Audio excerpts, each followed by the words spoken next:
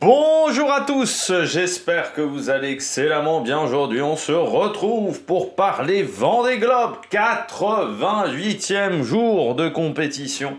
Et on va voir un petit peu tout ce qui s'est passé sur les 24 dernières heures. Il y a encore un concurrent qui a eu un petit problème technique, on y reviendra. On parlera également des nœuds dans la tête que sont en train de se faire le petit groupe là derrière Guirec Soudé, parce que la situation météo est vraiment pas évidente. Et puis on parlera également des nœuds dans la tête que se sont fait les concurrents qui étaient plus à l'arrière de la flotte, c'est-à-dire le groupe Amedeo Cousin Van Winberg. N'hésitez pas à vous abonner à la chaîne, à réagir dans les commentaires, à mettre un pouce bleu, à partager la vidéo sur les réseaux sociaux, notamment auprès de vos proches, si vous pensez que ça peut les intéresser. Dans les commentaires, n'hésitez pas à me dire qui vous a plu, qui vous a déçu. Quand vous abonnez à la chaîne, vous pouvez rajouter la petite cloche. Comme ça, vous êtes au courant des dernières vidéos qui sortent, notamment des vidéos Vendée Globe, cyclisme, biathlon, bientôt le début des championnats du monde. Avec les relais mix, ça sera, je crois, mercredi prochain. Du côté du cyclisme, en ce moment, l'étoile de Bessèges et le Tour de la Communauté de Valence, des présentations d'équipes cyclistes également, la deuxième journée du tournoi Destination, et puis on aura le Tour de la Provence également, si je ne me trompe pas, la semaine prochaine du côté du cyclisme. Si vous avez les moyens et que vous voulez soutenir mon travail pour faire un super thanks, vous pouvez également rajouter la petite cloche, comme ça vous êtes au courant des dernières vidéos qui sortent. Allez, on commence tout de suite, déjà par une information. Tous les bateaux ne sont plus forcément au Sable d'Olonne. Alors ça, on le savait. On avait eu déjà le bateau de Charlie Dalin qui était rentré du côté de Concarneau. Le bateau de Johan Richomme, lui, était rentré du côté de Lorient. Eh bien, c'est également le cas de Paul Meillat, mais son bateau n'est même plus dans l'eau. Le bateau de Paul Meillat, le bateau Biotherme, il a quitté l'eau. On lui a enlevé son mât, on lui a enlevé ses foils et il est désormais en dehors de l'eau. Pourquoi ?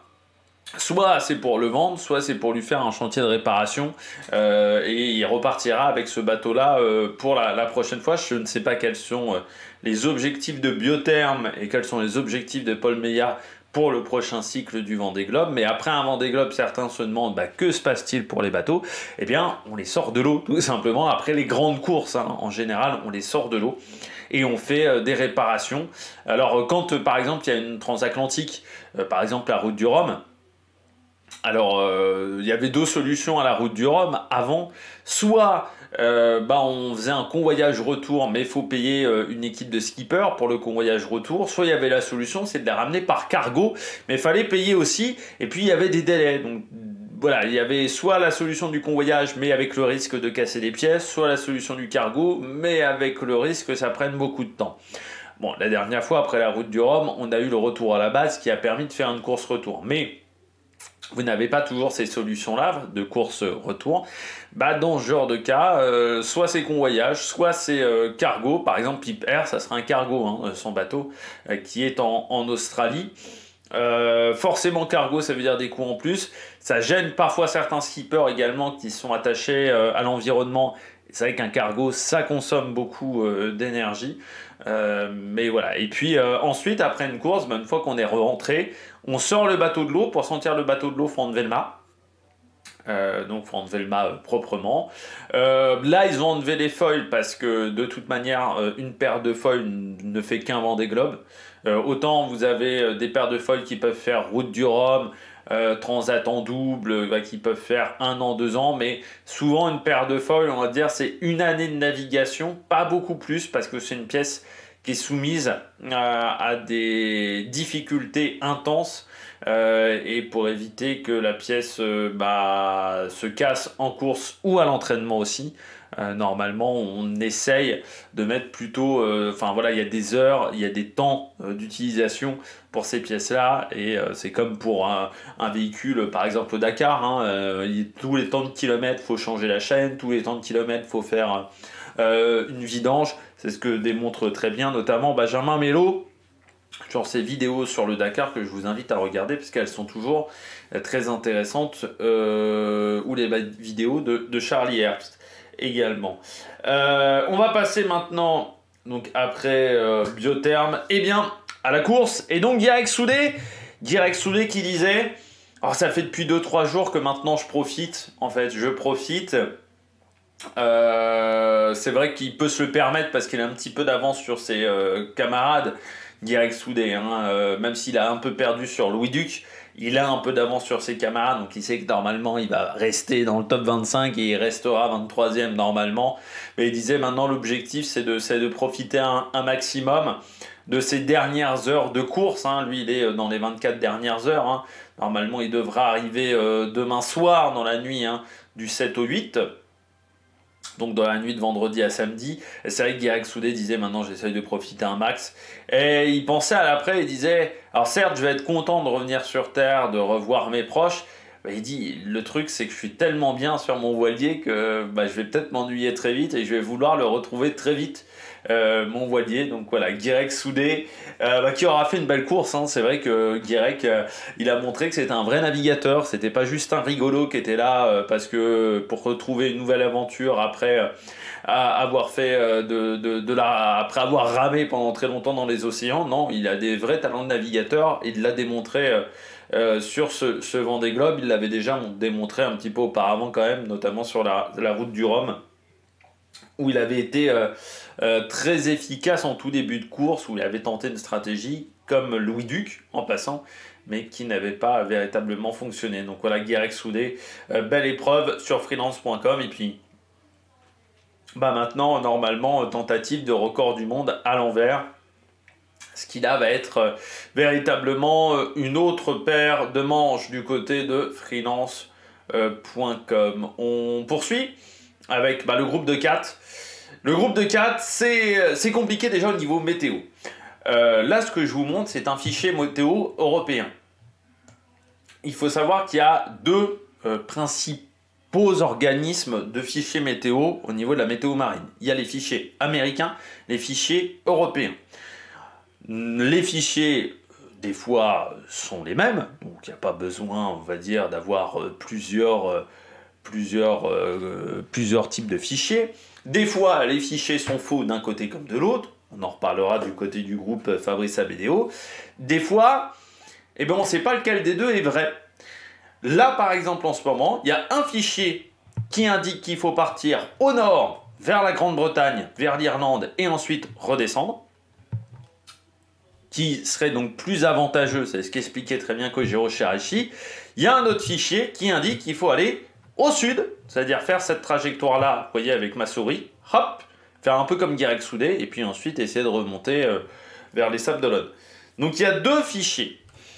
Le fichier européen dit qu'il faut faire ça, le fichier américain dit qu'il faut faire ça.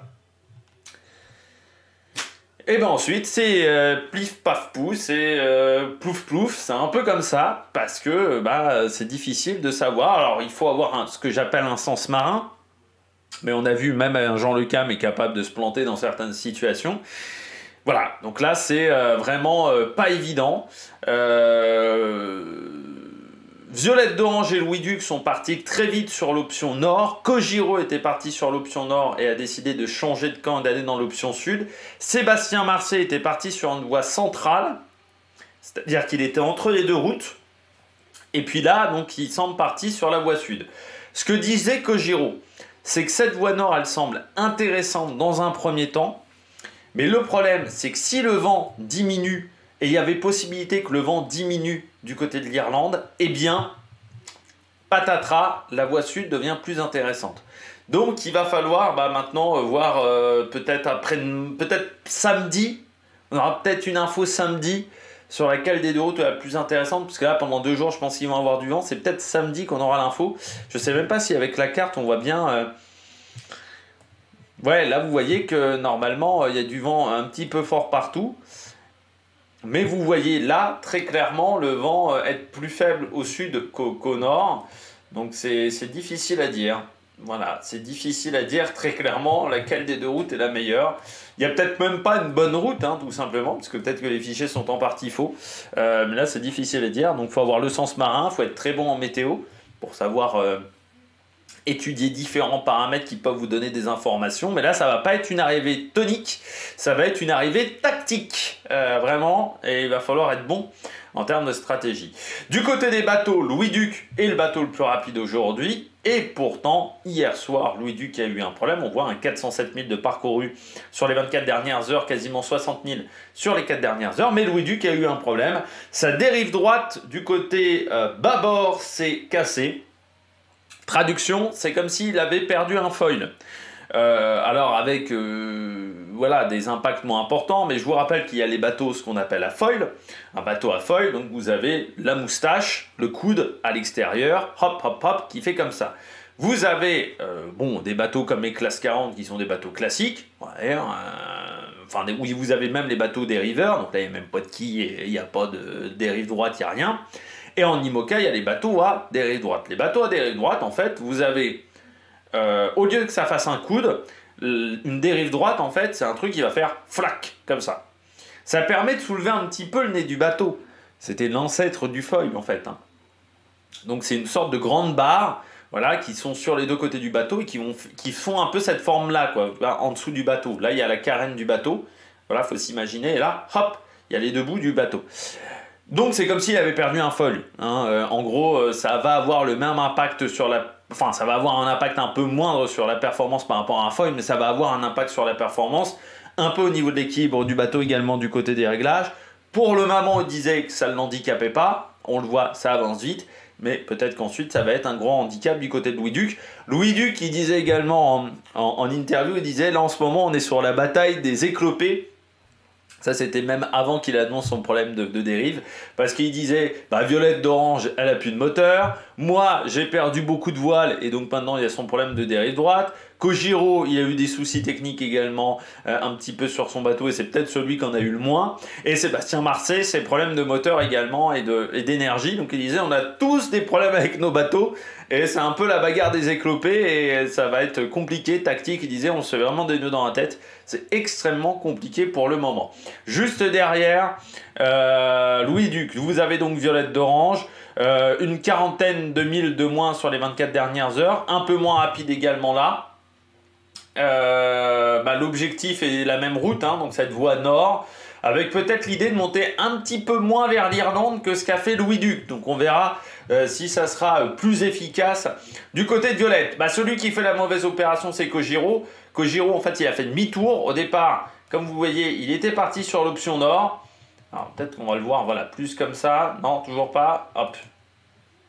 Là, on va le voir. Vous voyez, il était parti vers l'option nord. Et puis, en fait, il ne le sentait pas. Il avait déjà un doute dès le départ, en fait, sur cette voie nord. Et il avait un doute. Et puis ensuite, il le sentait vraiment pas avec le bateau. Et voilà, il sentait qu'il n'était pas efficace. Donc, il a voulu partir sur la voie qui lui semblait le mieux au départ, mais qu'il n'avait pas voulu suivre parce que les routages mettaient un jour et demi d'écart hein, entre les deux routes. La voie nord est plus rapide techniquement selon les routages que la voie sud, mais parfois les routages ne sont pas efficaces. Et puis il faut savoir qu'en fin de Vendée Globe, c'est compliqué de tenir les routages parce que la polaire du bateau, c'est la polaire du début de Vendée Globe. Alors parfois on la recalcule pendant la course, la polaire, mais les bateaux ont été fragilisés, les bateaux ont eu de la casse, les bateaux ne sont pas à 100% de leur performance. La polaire, si elle est calculée à 100%, mais que ton bateau n'est plus qu'à 90% de performance, tu ne pourras pas suivre ce que te dit ta polaire. Donc tu ne pourras pas suivre en fait le routage indiqué par les logiciels.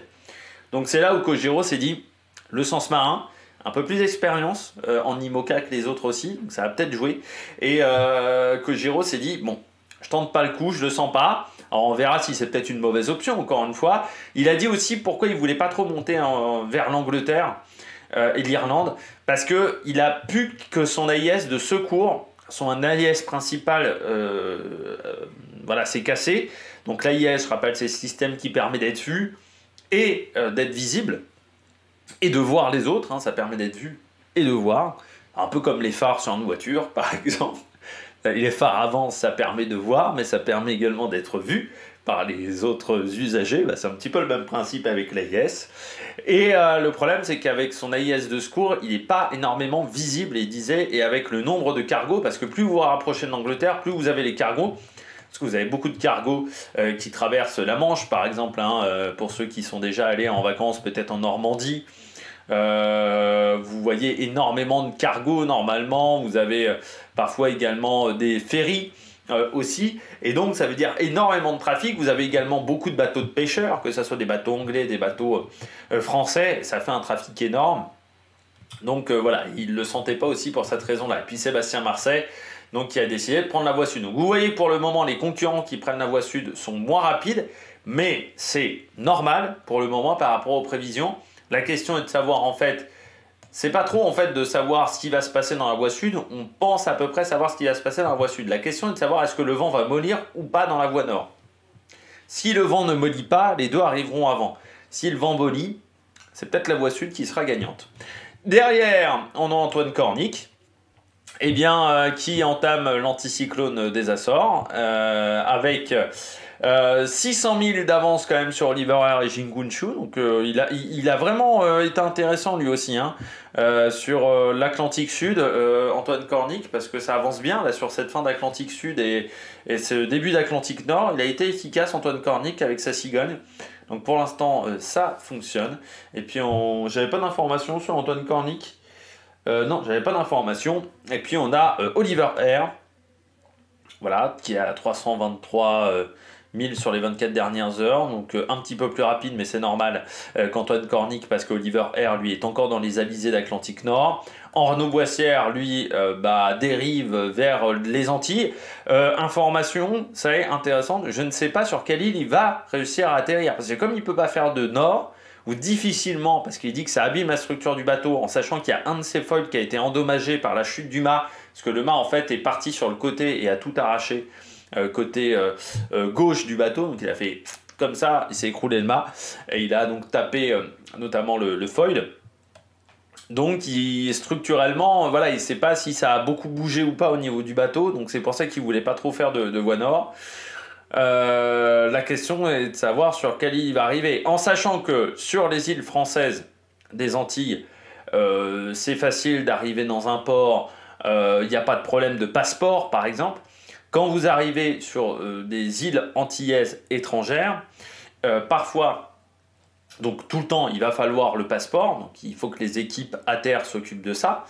Il peut y avoir la barrière de la langue. Dans certaines de ces contrées, ils ne sont pas habitués aux courses de voile au large. Hein, c'est un truc très français quand même, britannique. Dans les Barbades, par exemple, ça existe très peu. Donc il va falloir expliquer, parfois, pour avoir une place au port. Et puis parfois, il faut des visas de travail. Et un visa de travail, ça ne s'obtient pas facilement pour pouvoir travailler sur le bateau.